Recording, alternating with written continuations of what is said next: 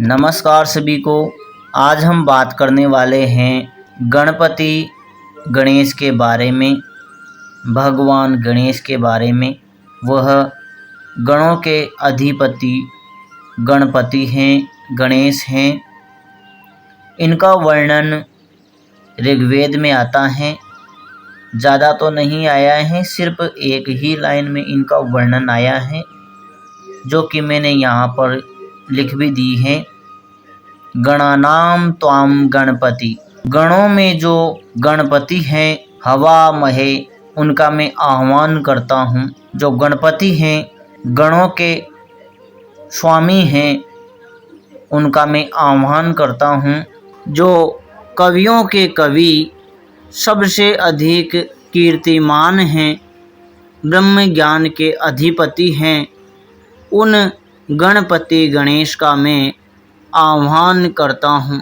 ऐसा वहाँ पर वर्णन आया है। बहुत ही कम और सीमित लाइनों में ऋग्वेद में गणपति का वर्णन आया है, क्योंकि ये जो गणपति हैं, ये गणों के स्वामी गणपति हैं, न कि पार्वती वाले गणेश हैं, जिनका ऋग्वेद की सूक्तियों में वर्णन आया है, उनका आह्वान किया गया है।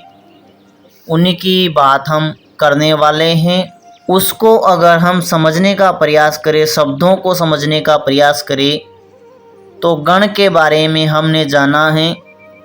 देवगण, ऋषिगण, मनुगण यानी मनुष्यगण, पशुगण और राक्षस गण, ये गण हैं। और त्रिगण भी हैं, जिनको गुण भी कहा जाता है, जो सत रज तम हैं। इनके भी जो स्वामी हैं, इनके भी जो इस हैं या भगवान हैं, वह गणपति हैं, गणेश हैं, गणों के स्वामी हैं और गणों के भगवान हैं। इसीलिए इन्हें प्रथम पूज्य भी माना गया है।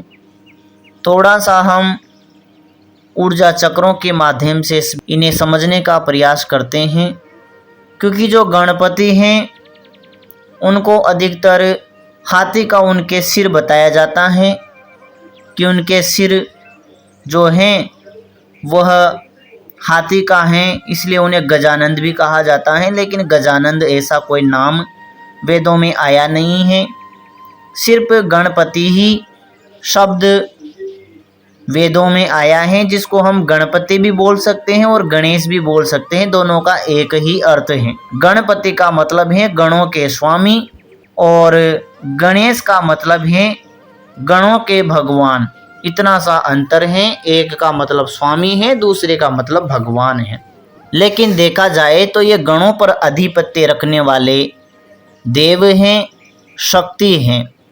अब हम इन्हें मूलाधार के आधार पर समझते हैं। हमारे शरीर का जो प्रथम ऊर्जा चक्र है वह मूलाधार है, और मूलाधार चक्र का तत्व पृथ्वी तत्व है। जिस पृथ्वी पर हम रहते हैं, जो पृथ्वी हमारे शरीर का आधार है, जिस पर हम विचरण करते हैं, जिससे हम यहाँ पर जीवन यापन कर रहे हैं, उसी पृथ्वी का गुण गंध हैं, और गंध के भेद सुगंध और दुर्गंध हैं। तो मूलाधार का तत्व पृथ्वी तत्व है और पृथ्वी तत्व का गुण गंध है, और मूलाधार के देव गणेश हैं। उसी मूलाधार को हम समझे तो उसी मूलाधार पर एक हाथी का भी चित्र आपने देखा होगा। मूलाधार पर जो पुराने मूलाधार का चित्र हैं, उनमें आपको मूलाधार पर हाथी भी मिलेगा और स्वादिष्टान पर मगरमच्छ मिलेगा। तो हम हाथी की बात कर रहे हैं।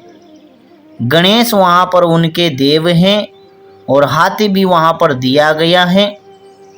और अगर हम प्रवृत्ति के आधार पर समझे तो गणेश और हाथी का क्या संबंध है, इसको भी हम समझ लेते हैं। क्योंकि जो मूलाधार हैं वह सबसे निम्न प्रवृत्ति मनुष्य की पशु प्रवृत्ति है। उस मूलाधार का तत्व पृथ्वी है, तो मूलाधार व्यक्ति को बल देता है और बुद्धि प्रदान करता है। और जब हम इसी को आधार बनाकर किसी से यह प्रश्न पूछते हैं कि इस पृथ्वी पर पशुओं में सबसे ज़्यादा बलवान और सबसे ज़्यादा बुद्धिमान कौन सा पशु है? तो जवाब निकल कर आता है कि हाथी। इसीलिए गणेश जी की गर्दन को हटाकर हाथी की गर्दन वहाँ पर लगा दी समझाने के लिए। ओरिजिनल में गणेश जी के कोई हाथी का कोई मुख नहीं है, कोई गर्दन नहीं है। यह सब व्यक्तियों को समझाने के लिए बनाया गया है। वर्तमान में इस बात को कितने व्यक्ति जान पाते हैं, ये उनके ज्ञान और बुद्धि और विवेक पर निर्भर करता है।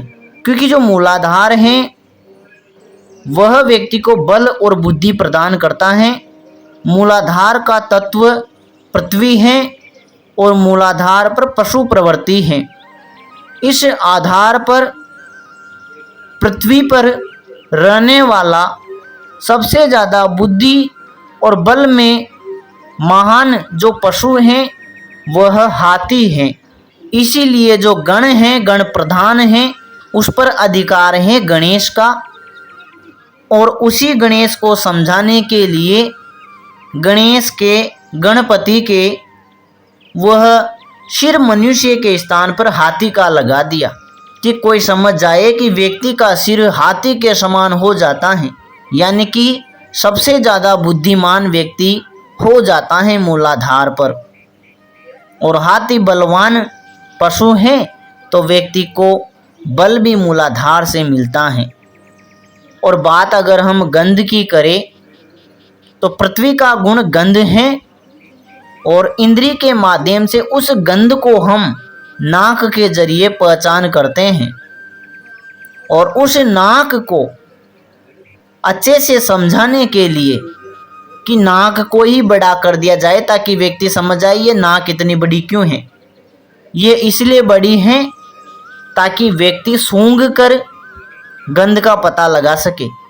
और मूलाधार पर व्यक्ति की नाक यानी कि उसकी गंध सूंघने की क्षमता इतनी अधिक बढ़ जाती है मूलाधार जागृत होने के बाद कि वह अपने आसपास की अच्छी और बुरी शक्तियों को केवल गंध से ही पहचान सकता है। भले ही कोई भी शक्ति उसके समक्ष कोई देवीय रूप लेकर प्रकट हो, लेकिन उसकी गंध कभी भी उसके ओरिजिनल रूप को नहीं छुपा सकती।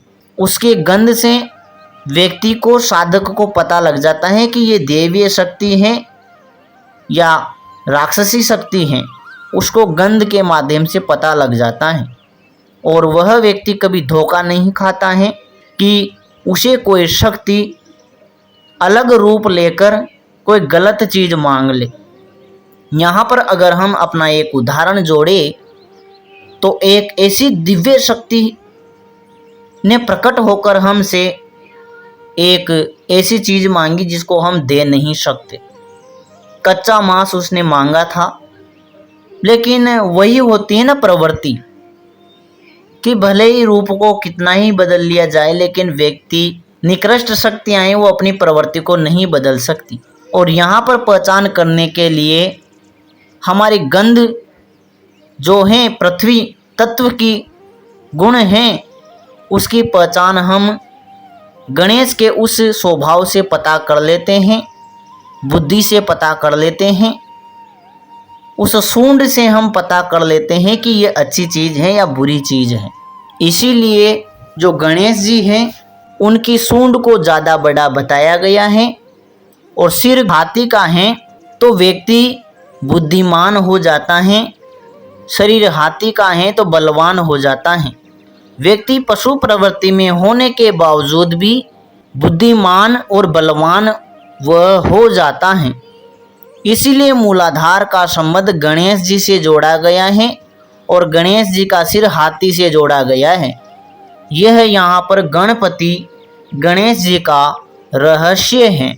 गणेश जी को अखंडता के देव भी बताया जाता है, यानी कि शुरुआत में इनका स्मरण करने से जिस कार्य को किया जाए वह खंडित नहीं होता है। इस रहस्य को हम और ज़्यादा समझने का प्रयास करें। साधना के आधार पर जिस व्यक्ति का मूलाधार जागृत हो गया वह किसी भी कार्य को अधूरा नहीं छोड़ेगा। वह किसी भी देवी देवता का प्रत्यक्ष दर्शन कर सकता है। और जब तक मूलाधार जागृत नहीं है तब तक वह प्रत्यक्ष दर्शन नहीं कर सकता। जब व्यक्ति को खुली आंखों से चीज़ें साधना के दौरान दिखने लग जाती हैं तो उसे समझ जाना चाहिए कि उसका पृथ्वी तत्व मजबूत हो गया है, मूलाधार चक्र जागृत हो गया है। अब वह अच्छी और बुरी शक्तियों को केवल गंध से ही पहचान सकता है। उसके भीतर इतना बल और बुद्धि आ गई है, उसका पृथ्वी तत्व जागृत हो गया है। अधिकतर गणेश जी को शुभता का प्रतीक भी माना गया है कि जो शुभता है उसको यह आकर्षित करते हैं, शुभता को महसूस करने की क्षमता देते हैं। क्योंकि जब व्यक्ति अच्छी बुरी चीज़ों को समझने लग जाएगा, महसूस करने लग जाएगा, गंध से पता करने लग जाएगा, तो भला फिर दूसरी शक्तियाँ उसके पास आएगी भी क्यों? क्योंकि उन्हें भी तो इतना पता होता है कि इसका मूलाधार जागृत है तो हमें पहचान लेगा। तो यह भी एक गणपति का रहस्य है। थोड़ा सा और हम इसे समझने का प्रयास करें तो मूलाधार जागृत होने के बाद या गणेश की शक्ति व्यक्ति में जागृत होने के बाद वह प्रत्यक्षवादी हो जाता है। वह सुनी सुनाई बातों पर विश्वास नहीं करता है, वह खोज करता है, उसके बाद ही विश्वास करता है। क्योंकि मूलाधार का गुण है बुद्धि और व्यक्ति को मूलाधार बुद्धि प्रदान करता है। और सबसे ज़्यादा बुद्धि तो पशु प्रवृत्ति में यानी पशुओं में तो हाथी में ही है और बल भी हाथी में ही है। इसलिए मूलाधार का संबंध गणेश जी से और गणेश जी का संबंध हाथी से जोड़ा जाता है। जो गणपति हैं वह गणों के स्वामी हैं, इसलिए प्रथम पूज्य भी माना जाता है। प्रथम पूज्य इसलिए माने जाते हैं क्योंकि जब हमें किसी भी गण से जुड़ना है तो सभी गण गणेश जी के अंतर्गत आते हैं। गणपति व गणेश हैं, सभी गणों के स्वामी हैं। इसलिए सबसे पहले हमें स्वामी से जुड़ना होगा और स्वामी के बाद ही निश्चित होगा कि हमें कौन से गण से जुड़ना है। क्योंकि जब हम गणपति को आह्वान करते हैं, गणपति का ध्यान करते हैं तो हम सभी गणों से एक साथ जुड़ जाते हैं। उसके बाद हम प्रार्थना करते हैं तो फिर ये निश्चित हो जाता है कि हमें किस गण के देवी देवता से जुड़ना है। उसके बाद ही हम निश्चित गण से जुड़ पाते हैं।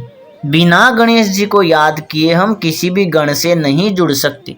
सीधी भाषा में समझा जाए तो जो गणपति हैं वह समस्त गणों की चाबी हैं। जैसे ही हम गणपति का आह्वान करेंगे गणों के सारे ताले अपने आप खुल जाएंगे। यही गणपति का रहस्य है, गणेश जी का रहस्य है। इसी को अगर हम थोड़ा सा साधना के माध्यम से समझने का प्रयास करें तो सर्वप्रथम साधना करने से पहले एक रक्षा कवच बनाया जाता है, एक घेरा बनाया जाता है। उस घेरे को बोला जाता है ताला। मंत्रों में भी ईश्वर कुंजी और ब्रह्म का ताला। तो ये जो ब्रह्म है वो ताला है, लोक हैं, और उसकी कुंजी ईश्वर है। और ईश्वर के समक्ष कोई भी नकारात्मक ऊर्जा उपस्थित नहीं हो सकती, इसलिए उस घेरे के भीतर कोई भी नकारात्मकता नहीं आ सकती। क्योंकि सूर्य के प्रकाश के समक्ष कोई भी अंधकार टिक नहीं पाता, इसलिए उस चाबी को छूने के लिए ईश्वर का नाम लेना पड़ेगा, जो कि गंदी शक्तियाँ ईश्वर का नाम नहीं ले सकती। इसलिए हम उस ब्रह्म के ताले में सुरक्षित हो जाते हैं। यह पहला नियम सुरक्षा का हो गया। उसके बाद व्यक्ति करता है गुरु मंत्र, जो भी उसके गुरु का मंत्र है उसका वह थोड़ा सा जप करता है। उसके बाद याद किया जाता है गणेश को, गणेश मंत्र को जपा जाता है ताकि हम समस्त गणों से एक साथ कनेक्ट हो जाए, एक साथ जुड़ जाए। जब समस्त गणों से हम गणेश जी का ध्यान करने से जुड़ जाते हैं तो फिर आती है प्रार्थना कि हम ये साधना कर रहे हैं, इस मंत्र की साधना कर रहे हैं और हमें ऐसी सिद्धि चाहिए, तो जहाँ पर उद्देश्य हमने बता दिया कि ये सिद्धि चाहिए, तो उन सभी गणों में से एक गण निश्चित हो जाता है कि हमें किस गण से जुड़ना है। वो गणपति उसको निर्धारित कर देते हैं, क्योंकि गणों के भीतर भी गण हैं और उन गणों के नीचे भी और गण हैं, तो हम कभी निश्चित नहीं कर सकते कि हमें कौन से गण से जुड़ना है। इसलिए गणों को निश्चित करने के लिए सर्वप्रथम गणेश जी का, गणपति का ध्यान किया जाता है, गणपति के मंत्रों का स्मरण किया जाता है, ताकि हम गणों से जुड़ जाए और गणेश जी हमारी प्रार्थना के आधार पर हमें किसी निश्चित गण से जोड़ दे। ये गणेश जी का ध्यान हो गया और प्रार्थना में वो चीज़ आ गई तो हम निश्चित गण से कनेक्ट हो गए। अब जब कनेक्ट हो गए तो फिर चलता है साधना का मंत्र, ताकि हम जितना भी मंत्र जप करें उस गण के पास वो जाता रहे जाता रहे जाता रहे और वह इतना शक्तिशाली हो जाए कि हमारे पास तुरंत आ जाए। और जब तुरंत आ जाता है तो वही हो जाती है मंत्र सिद्धि या साधना सिद्धि। जब साधना सिद्धि हो जाती है तो वचन वगैरह ले लिए जाते हैं, बात वगैरह जो भी करनी होती है वो कर लेते हैं। जब समस्त चीज़ें संपन्न हो जाती हैं तो फिर से हमें गुरु मंत्र का जप करना होता है, ताकि वो चीज़ गुरु मंत्र में लॉक हो जाए, दूसरा उसे हमसे छीन ना सके। वरना कई व्यक्ति ऐसे भी भरे पड़े हैं कि व्यक्तियों की सिद्धियों को देखकर छीन लेते हैं और साधकों को पता भी नहीं लगता है कि हमारी सिद्धि कहाँ चली गई।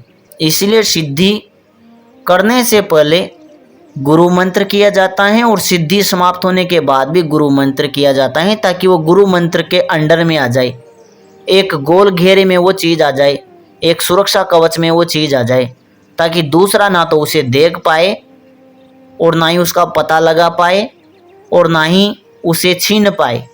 इसलिए गुरु मंत्र भी महान होता है।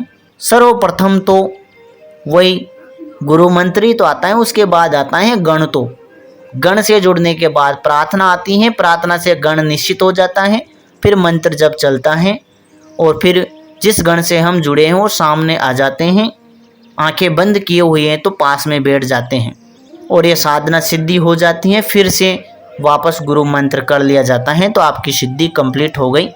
ये है गणपति का रहस्य, जो कि बहुत ही कम यहाँ पर ऋग्वेद में उनका जिक्र हुआ है, लेकिन हल्का सा हुआ है, जहाँ पर आप गणपति को समझ सकते हैं। और इसी को आप समझे, सुनना भी चाहे तो आप एक बार इसे सुनकर चेक करें।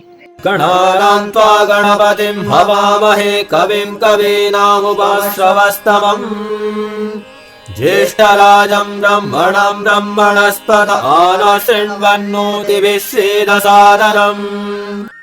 तो ये था ऋग्वेद के अनुसार गणपति का ध्यान।